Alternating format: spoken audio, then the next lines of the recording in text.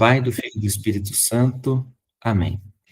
Vinde, Espírito Santo, enchei os corações dos vossos fiéis e acendei neles o fogo do vosso amor. Enviai vosso Espírito e tudo será criado e renovareis a face da terra. Oremos.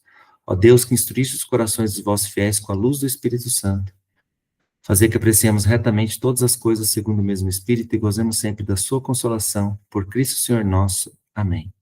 Ave Maria, cheia de graça, o Senhor é convosco. Bendita sois vós entre as mulheres, e bendito é o fruto do vosso ventre, Jesus. Santa Maria, Mãe de Deus, rogai por nós, pecadores, agora e na hora de nossa morte. Amém. São João Paulo II, rogai por nós. Então, gente, hoje nós vamos começar os sacramentos do serviço da comunhão. Então, nós começamos, então, os sacramentos do serviço da comunhão. E, qual que é a grande importância desses sacramentos? Isso é muito interessante, gente. Então, nós tivemos os sacramentos de iniciação cristã, os sacramentos de cura e os sacramentos agora do serviço da comunhão, que são aqueles sacramentos que, de fato, eles são ordenados à salvação dos outros, né? Então, quais são esses sacramentos? O sacramento da ordem e o sacramento do matrimônio, né? Então, como está lá o 1534, os sacramentos da ordem e do matrimônio são ordenados à salvação de outrem. Se contribuem também para a salvação pessoal, e isso acontece por meio do serviço aos outros. Então, vejam que interessante, né? Então, aqui, nós estamos falando que tanto a ordem quanto o matrimônio são sacramentos de serviço, né? E olha como as pessoas perderam a noção do que é o casamento hoje, né? O casamento é o serviço, né? E como diz aqui o 1534 ainda, confere uma missão particular na igreja e servem para a edificação do povo de Deus. Vocês vão ver aqui no 1535 que os dois sacramentos de serviço da comunhão, eles são consagrações específicas, tá? Então, quem é ordenado e quem se casa são consagrados. São consagrações específicas, né? Os que recebem o sacramento da ordem são consagrados para serem, em nome de Cristo, pela palavra e pela graça de Deus, os pastores da igreja. Então, vejam, os pastores da igreja possuem uma consagração especial, específica, para agirem em nome de Cristo. E, de outra parte, os esposos cristãos, para cumprir dignamente os deveres do seu estado, são fortalecidos e como que consagrados por um sacramento especial. Tá? Então, é bem interessante isso aqui, por quê? Porque nós vamos ver, hoje nós vamos começar o sacramento da ordem, mas quando a gente for falar do sacramento do matrimônio, nós vamos entender muito bem o que é essa consagração, né? Essa união dos dois numa só carne, que no fundo vão fazer eles serem imagem, os esposos cristãos são imagens do amor de Cristo pela igreja, né? E são imagens da própria Trindade, mas isso é para outra aula, tá? Então nós começamos lá no artigo 6, sacramento da ordem. Então, o 1536 fala que a ordem é o sacramento graças ao qual a missão confiada por Cristo a seus apóstolos continua sendo exercida na igreja até o fim dos tempos. Lembrem que quando nós falamos sobre igreja, né, nós falamos que a igreja é a continuação da encarnação de Cristo no mundo.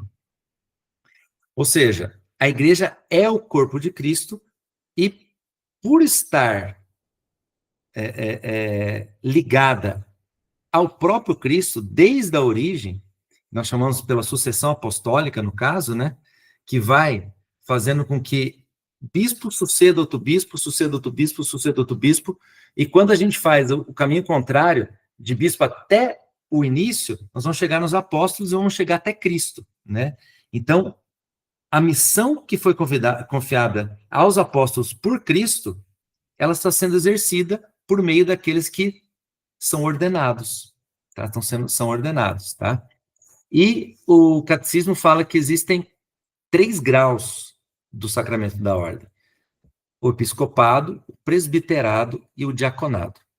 E vocês vão ver que lá no 1536 traz uma notinha aqui, que sobre a instituição e a missão do ministério apostólico, veja-se o anteriormente dito. Anteriormente dito, se vocês quiserem anotar no catecismo de vocês, é o número 874 e seguintes. 874 e seguintes, tá? Que vai falar da questão da instituição e missão do ministério apostólico. Então, gente, quando nós falamos de ordem, nós estamos falando, basicamente, dessa missão apostólica e, obrigatoriamente, da sucessão apostólica, né? Então, nós vamos ter o sacramento da ordem apenas onde houver verdadeira sucessão apostólica. E nós vamos ter aonde? Na nossa igreja católica apostólica romana e na igreja ortodoxa, né? As igrejas ortodoxas são consideradas sucessoras. Nós temos os sucessores dos apóstolos nas igrejas ortodoxas, tá? Então, isso é algo que nos aproxima muito dos ortodoxos.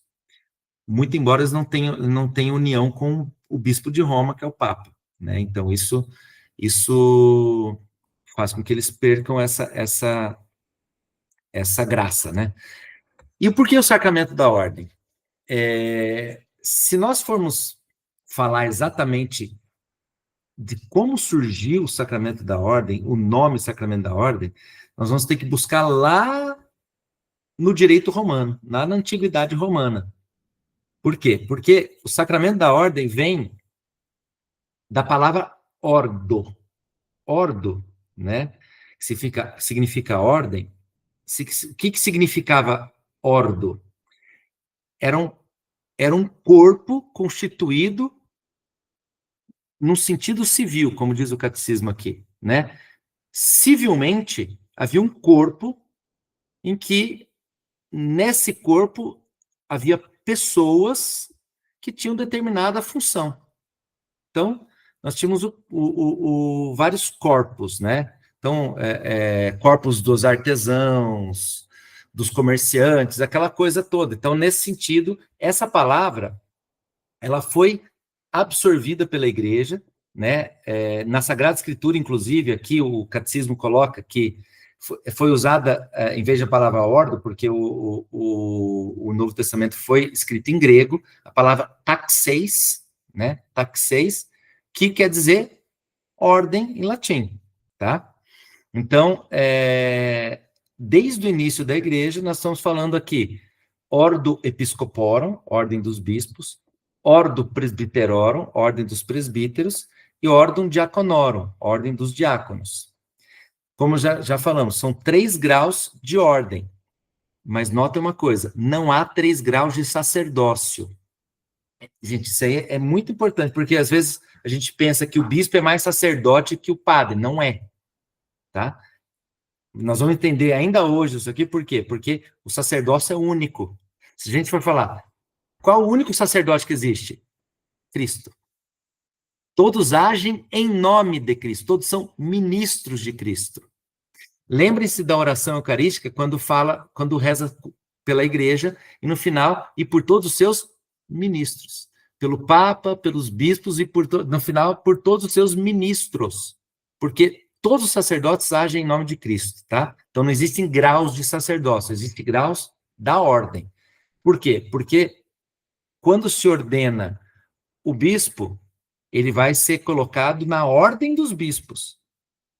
Se ordena um presbítero, ele vai ser colocado na ordem dos presbíteros, e quando se ordena um diácono, vai ser colocado na ordem dos diáconos, tá? Antigamente, essa denominação ordo, como diz o 1537 ainda, falava dos catecúmenos, aqueles que não eram batizados ainda, das virgens, né? Até mesmo dos esposos e das viúvas, tá? O 1538 falava que, desde o início da igreja, era feito o quê? Era feito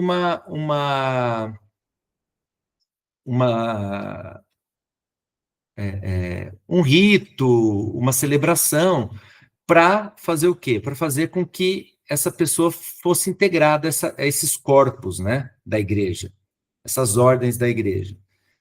Então, era uma consagração, uma bênção ou um sacramento. Hoje, a palavra ordem, ou ordinácio, em latim, ela é reservada simplesmente ao ato sacramental, tá bom, gente? Então, hoje, só ao ato sacramental de fazer o quê? De colocar as pessoas consagradas numa ordem específica. Olha o que diz o 1538, isso é muito importante porque isso vai derrubar o que muitos teólogos da libertação falam, né? Que nós estamos no mesmo grau, né? Nós, leigos, ou qualquer um, está no mesmo grau de um sacerdote. Olha aqui. Tal ato transcende a simples eleição, designação, delegação ou instituição pela comunidade. De novo, tal ato transcende, vai além da simples eleição, designação, delegação ou instituição pela comunidade. Então, não é a comunidade que vai eleger um representante, tá? Porque nós vamos estudar mais a fundo depois, o sacerdote é aquele que é escolhido, né, para representar o povo, né, perante Deus. Mas aqui não se trata disso. Pode até haver uma eleição, uma designação, uma delegação, alguma coisa nesse sentido, né? Mas não basta isso. Por quê? Olha o que diz o catecismo. Pois confere um dom do Espírito Santo, o qual permite exercer um poder sagrado, que só pode vir do próprio Cristo por meio de sua igreja. Então, gente, o homem que é ordenado, ele recebe um poder sagrado. Ele recebe esse poder sagrado do próprio Cristo pela igreja. E ao receber o poder sagrado do próprio Cristo pela igreja, ele tem o quê? Ele é consagrado. Por quê? A ordenação também é denominada consacratio, por ser uma separação e uma investidura por parte do próprio Cristo por sua igreja. Então, o ordenado, ele é separado. Ele é separado. Ele não está mais, ele está dentro do povo de Deus, não é separado do povo de Deus, mas ele está dentro do povo de Deus, mas dentro do povo de Deus nós podemos falar que existe um subgrupo dos ordenados, que agem em nome de Cristo. E o catecismo fala, a imposição das mãos do bispo, com a oração consacratória, constitui o sinal visível dessa consagração. Por quê? Lembram que eu falei para vocês, o catecismo nos explica que todo sacramento é o quê? É um sinal visível e significa uma realidade invisível. Então, com a imposição das mãos dos bispos e a oração consagratória, este é o sinal visível, que no momento que a gente está numa celebração de ordenação, a gente vê o bispo impondo as mãos. Essa imposição das mãos faz com que o Espírito Santo venha efetivamente e consagre essa pessoa, tá? E esse sacramento da ordem, gente, ele está previsto desde sempre? Sim. Eu, inclusive, até separei uns textos bíblicos aqui, vocês depois podem ler, mas é muito interessante, por quê? A partir de 1539, nós vamos ver o sacerdócio na antiga aliança. Por quê? Porque vocês vão perceber o seguinte, que até um tempo, se nós formos estudar a história da salvação, até um tempo, o pai de família era o sacerdote. O pai de família era o sacerdote. Então vamos lembrar do quê? Vamos lembrar do Êxodo. No Êxodo, o que Deus pediu para Moisés falar para o povo? Cada família mate um cordeiro, façam pães ázimos, pegue o sangue do cordeiro, molhe a porta, tal, para ser o sinal para que o anjo exterminador passe reto, né? Então, cada família fez isso. Acontece que, quando Moisés subiu ao Monte Sinai para receber os 10 mandamentos, e ele desce e o povo está adorando o bezerro de ouro, qual é a tribo das 12 tribos de Israel que ajuda Moisés a punir o povo que fez isso? A tribo de Levi.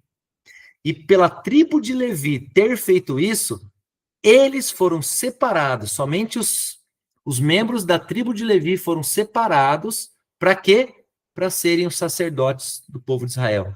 Nesse momento, retirou-se do pai de cada família esse sacerdócio para se passar por uma tribo específica, que é a tribo de Levi. E aqui está, 1539, fala bem isso: o povo eleito foi constituído por Deus como um reino de sacerdotes e uma nação santa. Dentro do povo de Israel, Deus escolheu, no entanto, uma das 12 tribos, a de Levi, reservando-a para o serviço litúrgico. Tá? Então, isso é muito interessante, tá bom? Se vocês quiserem depois, tem uma passagem muito interessante da Bíblia, tá no segundo livro de Crônicas, se vocês quiserem anotar, no capítulo 26, versículos 16 a 20.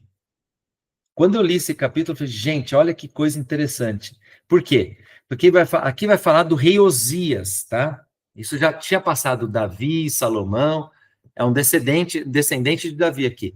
O rei Osias, ele era um homem que fazia o que era agradável aos olhos de Deus, só que chegou um tempo que ele se tornou poderoso e seu coração se encheu de orgulho. E ele quis fazer o papel de um sacerdote. Gente, leiam depois, vocês vão ver que ele foi punido por isso, por Deus, né? Porque havia uma tribo específica escolhida por Deus para quê? Para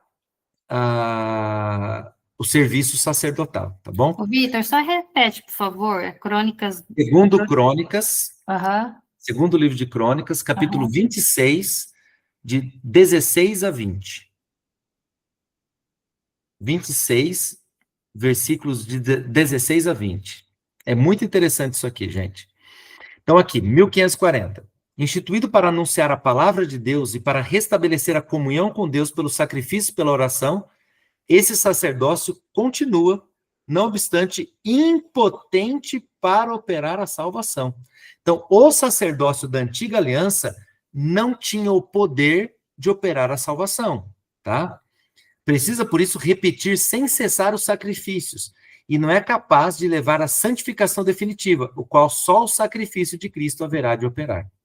Então, vejam, gente, o Templo de Jerusalém era o único local onde se fazia a adoração verdadeira e o sacrifício verdadeiro, tá?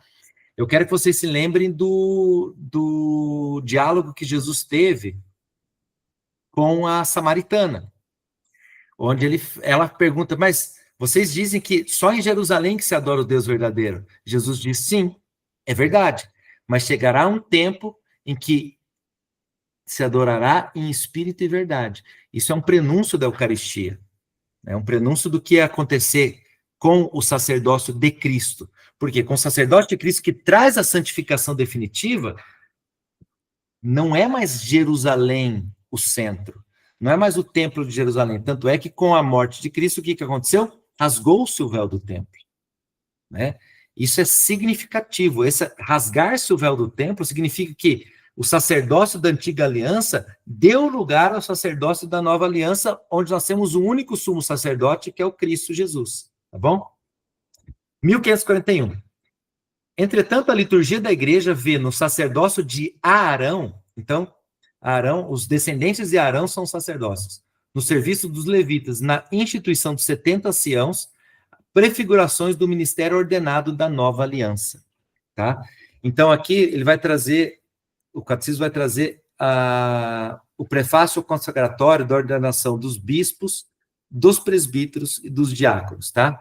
1541, 42 e 43. Depois vocês leiam com calma isso aqui, que vocês vão ver que os sacerdotes da antiga aliança, como nós sabemos, né, a igreja nos ensina a ler o Antigo Testamento sob a luz do Novo Testamento, e o Novo Testamento sob a luz do Antigo. Quer dizer, o Novo Testamento já está escondido no Antigo Testamento, e o Antigo Testamento é revelado pelo Novo Testamento. Ou seja, os sacerdotes do Antigo Testamento são prenúncio, são um tipo dos sacerdotes do Novo Testamento, tá bom? Continuando, o único sacerdócio de Cristo, 1544. Todas as prefigurações do sacerdócio da antiga aliança encontram o seu cumprimento em Cristo Jesus. Então, aquilo que os sacerdotes faziam na antiga aliança, que está escrito aqui no 1540, que nós acabamos de ler, foi cumprido em Cristo, que vai trazer a verdadeira e definitiva salvação, né? Que ele é um só mediador entre Deus e a humanidade. E aqui vai falar de Melquisedeque, sacerdote do Deus Altíssimo. Melquisedeque que veio até a Abraão, depois de Abraão ter vencido uma batalha. E ofereceu lá em Gênesis 14, 18, ofereceu o quê? Ofereceu pão e vinho. Tanto é que em Hebreus, aqui que o catecismo fala, né, Melquisedeque, sacerdote do Deus Altíssimo, é considerado pela tradição cristã como prefiguração do sacerdócio de Cristo. O único sumo sacerdote segundo a ordem de Melquisedeque. Essa aqui é o quê? Uma citação de Hebreus, da carta aos Hebreus.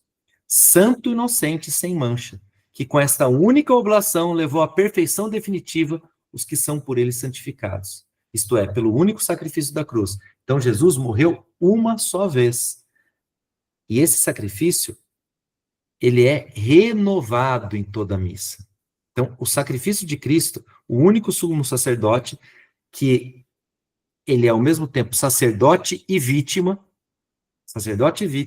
ao instituir a sua ordem de sacerdotes, Jesus, que agem por meio dele e vão renovando esse sacrifício para a nossa santificação, né?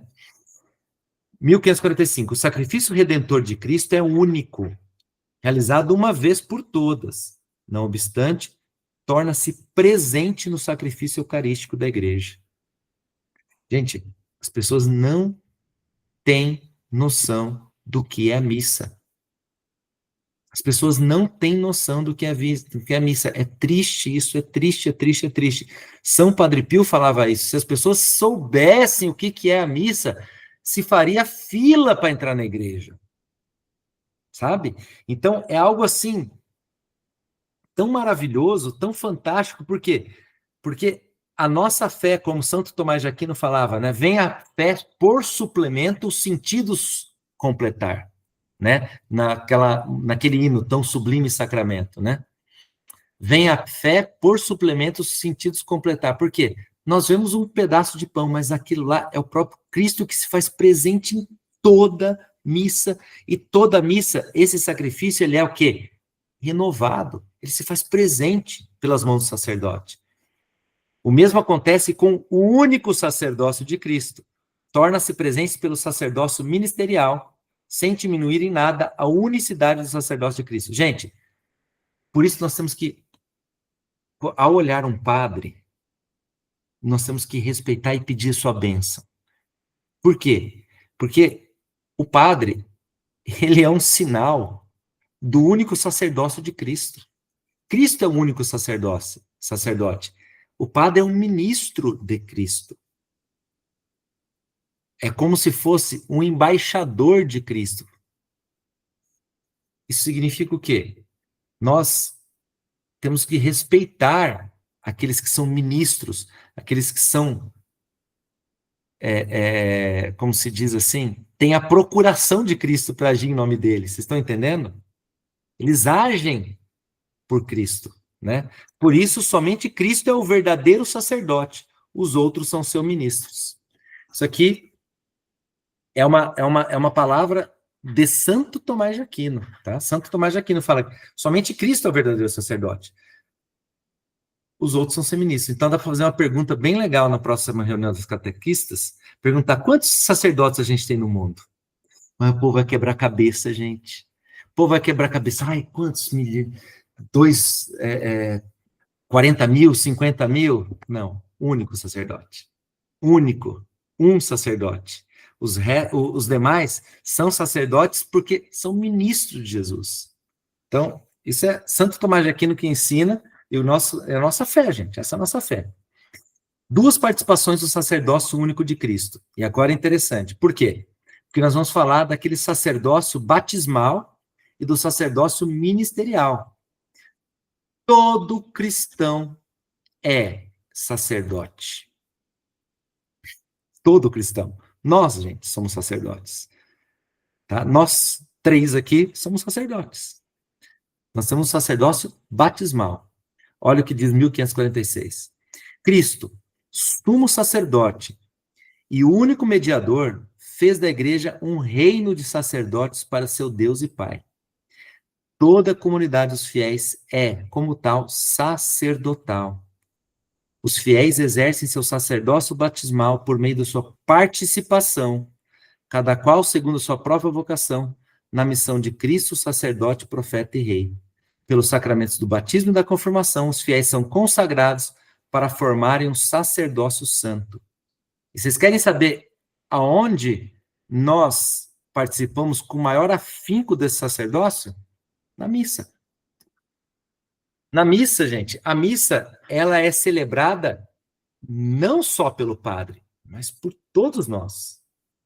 O padre a celebra in persona Christi. Nós vamos ver aqui no 1547. Nós celebramos como corpo de Cristo. Eu sempre gosto de afirmar isso, né? No momento em que nós temos o turíbulo na missa, no momento do ofertório, vocês vão perceber o quê? O diácono, ele vai incensar o padre, né? O padre incensa as oferendas, né? O diácono incensa o padre e ele se volta para a comunidade e incensa a comunidade. Por quê? Porque nós somos corpo de Cristo. Nós todos estamos celebrando aquele sacrifício, muito embora somente o padre o celebra in persona Christi capitis. Capitis, cabeça. Somente o padre. Olha, e o momento do ofertório é essencial, por quê? Porque a oferta do pão e do vinho simboliza, na verdade, aquilo que a gente oferta. No momento do ofertório, em vez de ficar conversando como as pessoas ficam, a gente deve o quê? Ofertar. É o momento da nossa oferta. Nós, como sacerdotes batismais, nós podemos ofertar a nossa vida, o nosso trabalho, a nossa família, as pessoas doentes, tudo aquilo que nos incomoda. Assim, a gente oferece naquele pão e naquele vinho, que é um símbolo da nossa oferta. No momento que aquele pão e que aquele vinho se tornam um corpo e sangue de Cristo, aquilo que a gente ofertou sobe a Deus. Em qual momento principal? No por Cristo, com Cristo e em Cristo. Essa é a oração mais importante da missa. Por quê? Porque é o momento do oferecimento. É o momento em que Jesus, na cruz, falou: meu Deus, a ti entrego o meu espírito. Pai, em tuas mãos entrego o meu espírito. Eu estava confundindo, meu Deus, por que me abandonaste? Não. Pai, em tuas mãos entrego o meu espírito. Esse é o momento do sacrifício consumado. E ele fala: tudo está consumado. Tudo está consumado. Esse momento da missa é esse momento que a gente oferece. Tudo, aquilo lá sobe ao Pai. Né? 1547. O sacerdócio ministerial ou hierárquico dos bispos e dos presbíteros e o sacerdócio comum de todos os fiéis, embora ambos participem, cada qual a seu modo, do único sacerdócio de Cristo, diferem. Entretanto, grifem isso aqui, gente, essencialmente, mesmo sendo ordenados um ao outro. O que é isso, gente? Diferem essencialmente, diferem na essência, diferem no próprio ser da coisa, né? O sacerdócio batismal, o padre também tem. E é sacerdote que ele recebeu pelo batismo, o sacerdócio comum dos fiéis. Só que o sacerdócio ministerial, ele muda, a essência muda, tá? Em que sentido? O sacerdócio comum dos fiéis se realiza no desenvolvimento da graça batismal, vida de fé, de esperança, de caridade, vida segundo o Espírito. O sacerdócio ministerial está a serviço do sacerdócio comum. Refere-se ao desenvolvimento da graça batismal de todos os cidadãos. É um dos meios pelos quais Cristo não cessa de construir e de conduzir sua igreja. Por isso é transmitido por um sacramento próprio, o sacramento da ordem. Então, perceba que o sacerdócio ministerial, por mais que ele faça com que o padre, o sacerdote, tenha um poder sagrado, né? Como diz aqui o 1538, tem um poder sagrado, esse poder não é para se vangloriar, mas para servir. O sacerdote, o ordenado, ele está para servir. né? Isso é essencial, né? Por quê? Porque ele está para quê? A serviço do sacerdócio comum, a serviço de todos os batizados, porque é por esse meio que Jesus conduz a sua igreja, tá? In persona Christi Capitis, na pessoa de Cristo cabeça, 1548. No serviço eclesial do ministro ordenado, é o próprio Cristo que está presente em sua igreja como cabeça do seu corpo. Então, gente, como eu já disse, o padre, ele age em nome de Cristo. Em nome de Cristo, cabeça, né? Pastor de seu rebanho, sumo sacerdote do sacrifício redentor, mestre da verdade.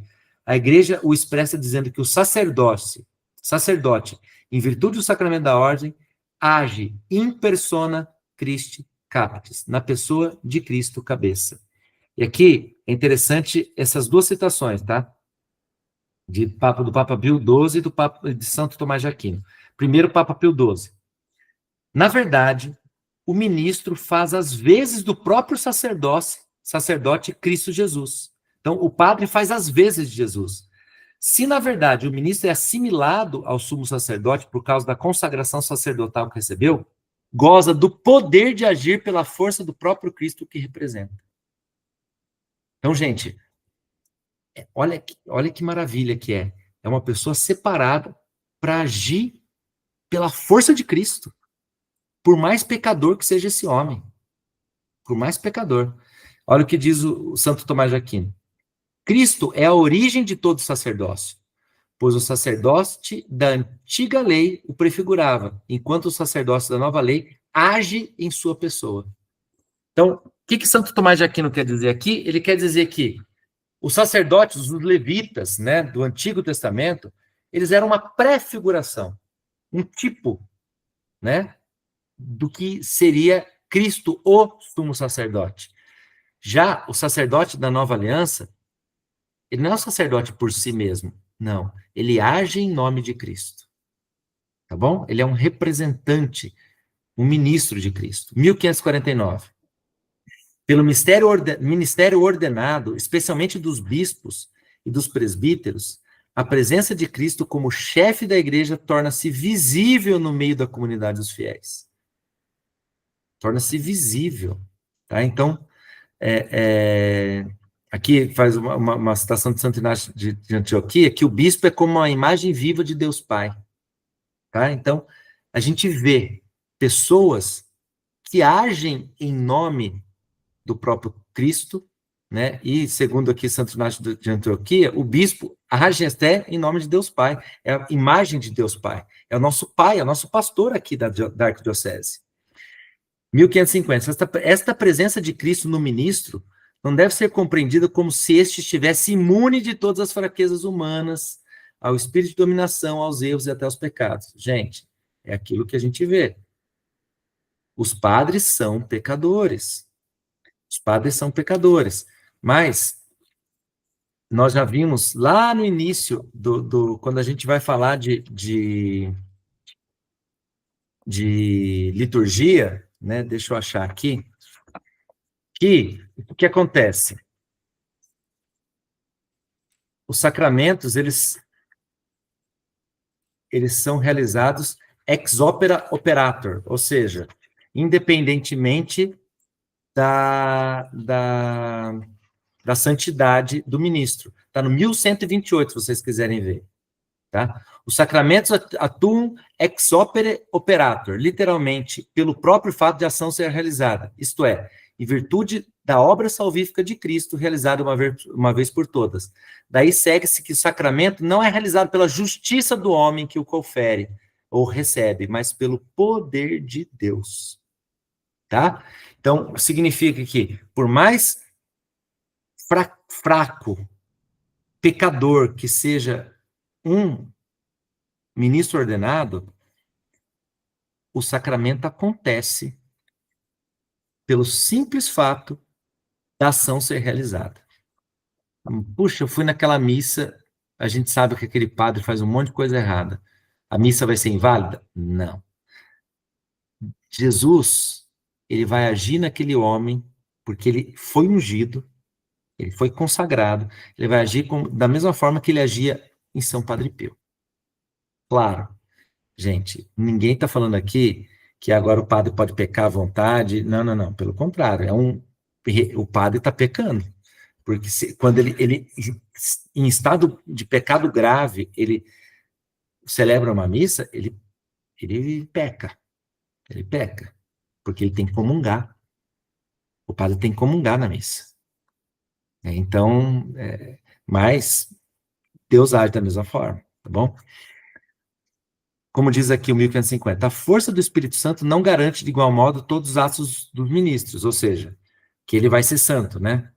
Nos sacramentos, esta garantia é assegurada de tal forma que mesmo o pecado do ministro não pode impedir o fruto da graça. No entanto, há muitos outros atos em que a conduta humana do ministro deixa traços que nem sempre são sinal de fidelidade ao evangelho e que podem, por conseguinte, prejudicar a fecundidade apostólica da igreja. Está dizendo basicamente o seguinte: os sacramentos por ele celebrados são válidos, mas, infelizmente, ele fala um monte de pataquada na homilia, ele fala um monte de coisa que não deve, que vai contra a doutrina da igreja, que vai contra aquilo que a igreja ensina há 1000 anos, então isso prejudica a fecundidade apostólica da igreja, muito embora o sacramento seja válido, ok? 1551. Esse sacerdócio é ministerial. Essa missão que o Senhor confiou aos pastores do seu povo é um verdadeiro serviço, né? Refere-se inteiramente a Cristo e aos homens.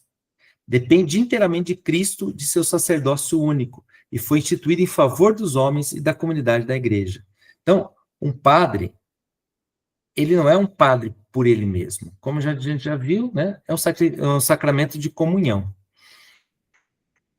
O sacramento da ordem comunica um poder sagrado, que é o próprio poder de Cristo. O exercício dessa autoridade deve, pois, ser medido pelo modelo de Cristo. Gente, o modelo de Cristo é o quê? Que por amor se fez o último e servo de todos. O que aconteceu na última ceia? Ele lavou os pés dos discípulos. Isso é significativo na missa da Quinta-feira Santa, gente.